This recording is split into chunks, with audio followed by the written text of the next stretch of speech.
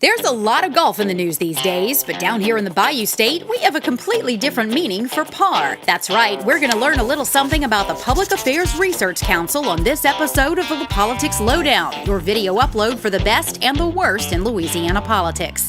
This episode is brought to you by our friends at Covalent Logic, a communications firm that passionately pursues strategic ideas in graphic design, web development, and public relations. CovalentLogic.com. Here's your lowdown. Inside the rails of the Louisiana legislature, almost everyone knows about PAR, the Public Affairs Research Council. That's Robert Scott, a former journalist and now PAR's president. PAR is a nonpartisan group that conducts in-depth studies of public policy issues. They issue reports and make recommendations based on their findings. But it was Earl Long and his, methods that led a group of businessmen and former lawmakers to found PAR in the 1950s. Yep, the man who said one day Louisiana would get good government and they wouldn't like it is the starting point for this good government group. In fact, Uncle Early once vetoed an appropriation for a legislative council because he mistook it for PAR. With about $43,000 in seed money, the original founders started staffing PAR in October of 1950. From Earl Long to Robert Kennan and Jimmy Davis, PAR befriended governors and angered them, sometimes in the same day. But PAR really hit its stride under the leadership of the legendary Ed Steimel, who led the organization for 25 years before helping to found and head up the Louisiana Association of Business and Industry. And I knew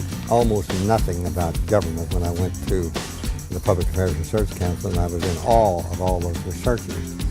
But being around them from 51 to 54 at least got me acquainted enough that I could probably con people into believing I knew something about it. Yeah, nobody's buying that, Ed. Under his leadership, PAR championed the passage of ethics reform laws and questioned then-Governor John McKithen's funding tactics for the Superdome. The debate between McKithen and Steimel got so heated that the First Lady had to mediate a truce between the two over tea at the governor's mansion. Steimel was a lion in the legislature, and some governors accused him of ignoring PAR's own guidelines that prohibited lobbying. But he got the job done. In 1971, PAR faced one of its biggest challenges when it was tasked with redrawing every legislative district after a federal judge had to step in. PAR got it done on time, creating the system of apportionment we still use today. PAR teamed up with Governor Edward Edwards in 1973 to redraft the state constitution and later to pass Louisiana's first right-to-work laws. In the 1980s, PAR pushed for the passage of the first state campaign finance laws, ending the days of unlimited contributions and multi-million-dollar fundraisers. In the 90s, PAR supported Governor Mike Foster's education package, but took issue with some of his spending in the capital outlay budget, especially projects around his native St. Mary Parish. If this history sounds fascinating, that's because it is. There's even a book about PAR's colorful history penned by the late John McGinnis. If you can find a copy, you will not be sorry. So what is PAR and Robert Scott up to these days? Come to the Crown Plaza in Baton Rouge on Friday, April 6th and find out. PAR's annual conference brings together the state's top influencers. Author Walter Isaacson will be speaking. Just go to parlouisiana.org to RSVP. Really want to go but can't make it? We've got you covered. LaPolitics will be filming a 4-part series at the conference that begins next week. What if 4 state legislators under the age of 40 really think about what's happening at the Capitol? You'll find out in the coming weeks. This has been your fix from the LaPolitics Lowdown, written by Mitch Rabelais and Jeremy Alford. The LaPolitics Lowdown, a product of Louisiana, where all the donors are wealthy, all the reporters are unbiased, and all of the politicians are honest. And now, a word from our sponsor.